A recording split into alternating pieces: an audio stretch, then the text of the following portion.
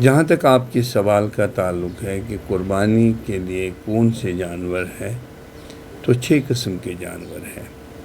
گائے ہے، اس میں بھینس ہے، مینڈا ہے، بکرا ہے، یہ سب جانور جو ہے قربان ہو سکتے ہیں۔ اونٹ، ان کی قربانی جائز ہے، چاہے وہ گھر میں پلے ہوں یا باہر سے خریدے گئے ہوں، لیکن اس بات کا خیال رکھا جائے کہ جانور فربے ہو، تر و تازہ ہو، بیمار نہ ہو، لنگڑا لولا کانا نہ ہو۔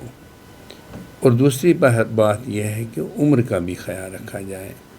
بھیڑ کے معاملے میں یہ کہنا چاہتا ہوں کہ اگر وہ 6 ماہ کا ہے لیکن دکھتا 1 سال کا ہے تو اس کی قربانی جائز ہے۔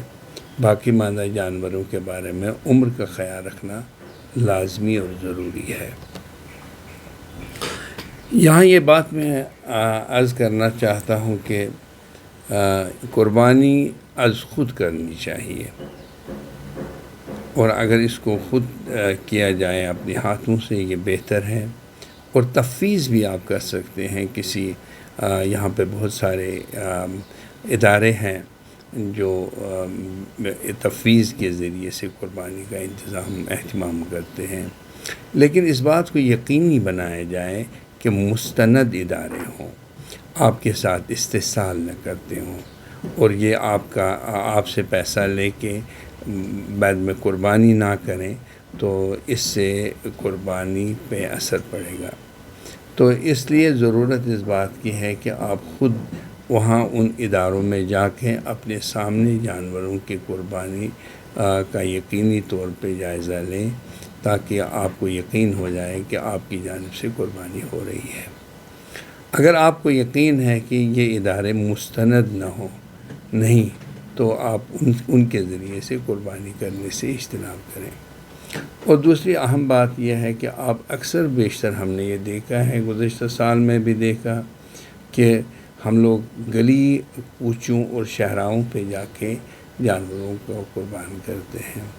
یہ شریعت کے اصولوں کے منافی ہے، کیونکہ انوائرمنٹ شریعت کی اہم ترین یعنی اساس ہے، اور کیونکہ رسول اللہ صلی اللہ علیہ وسلم کی حدیث ہے الطہور شطر الایمان، الطہور نصف الایمان، لہٰذا یہ نصف ایمان ہے۔ اس بات کا خیال رکھا جائے کہ جب آپ جانور کا انتخاب کریں تو ایسے ایریاز میں جو ڈیزگنیٹڈ ایریاز ہو، جہاں پہ ماحولیات کے خراب ہونے کے خطرات نہ ہوں، وہاں جا کے آپ ان بھیڑ بکریوں کو قربان کریں، اور جو غیر مستعمل چیزیں ہیں ان کو زمین کے اندر دفن کریں، تاکہ یہ جانوروں کے لیے غذا نہ بن جائے۔ اور دوسری بات یہ ہے کہ ان کا تقدس بھی باقی رہے اور ماحولیات پہ بھی اس کا اثر نہ ہو۔ یہ بات اہم اور ضروری ہے۔ عید کے موقع پہ میں یہ کہنا چاہتا ہوں، عید سادگی کے ساتھ منائیں۔ ہمارے کچھ تاجر لوگ جو ہیں جو بھیڑ بکریوں کا کاروبار کرتے ہیں، وہ اکثر بیشتر ہم نے دیکھا ہے کہ وہ استحصال کرتے ہیں، ایسے موقعوں پہ لوگوں سے من مانی قیمت دیتے ہیں۔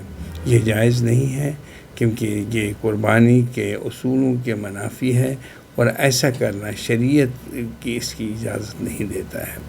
اور دوسری بات یہ ہے کہ اکثر بیشتر ہم نے دیکھا ہے کہ جو لوگ اپنی بیٹیوں کی شادی کرتے ہیں تو وہ آدھا بھیڑ بلکہ اس سے بھی زیادہ ان اپنے رشتہ داروں کے ہاں بیچتے ہیں جن کے ہاں ان کی بیٹی بیائی گئی ہو یا پھر بیٹا بیایا گیا ہو۔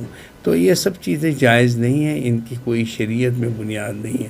آپ کو 3 حصوں میں اس کو تقسیم کرنا ہے۔ ایک حصہ اگر آپ اپنا رکھ لیتے ہیں اور اس حصے کو اگر ان کی طرف آپ بیچتے ہیں جو آپ کا اپنا ہے، ویسے جائز نہیں ہے، یہ اسراف ہے۔ اگر آپ ایسا کرنا چاہتے ہیں تو یہاں تک جائز ہے، باقی آپ پورے بھیڑ کو آپ ان کے ہاں روانہ کریں گے تو آپ غربا اور مساکین کا حق بھی مارتے ہیں، یہ جائز نہیں ہے۔ اور تیسری اہم ترین بات جو میں اس حوالے سے کہنا چاہتا ہوں وہ ہے اتحاد ملت کے حوالے سے. ہمارے ائمہ حضرات جو ہیں اب ان ایام کے دور، عید کے دور پہ مختلف مساجد میں جا کے تقریریں تو کرتے ہیں، خطبہ دیتے ہیں، لیکن اپنی وعظ و تبلیغ کے دوران وہ دوسرے مسالک کے لوگوں کی تذلیل کرتے ہیں. مہربانی کر کے ایسا کرنا شرعی طور ناجائز ہے. آپ سے یہ کہہ دیا کہ چاہے وہ کھالیں ہوں، اجڑی ہوں، یا سر وغیرہ ہوں، پیر ہوں، سر ہوں، تو ان کو آپ اگر آپ کے استعمال میں وہ آنے والی چیزیں نہیں ہیں تو آپ ان کو دفن کر لیجئے. جانور کو ایک ڈیزگنیٹڈ ایریا پہ لے جائیے، وہاں دفن کر لیجئے.